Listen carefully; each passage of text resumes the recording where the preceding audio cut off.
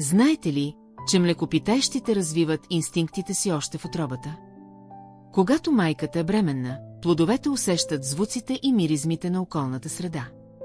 Например, новородените кучета могат да разпознаят миризмата на майка си веднага след раждането.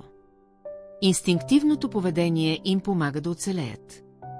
С времето, животните усъвършенстват своите инстинкти.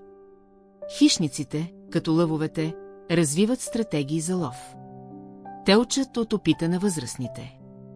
В същото време, тревопасните видове, като сърните, развиват реакции на страх. Те могат да усетят опасността и да избягат бързо. Инстинктите не са само вродени. Те се подобряват с времето и опита. Всяко поколение предава знания на следващото. Така млекопитаещите оцеляват и се адаптират към променящата се среда. Интересно, нали?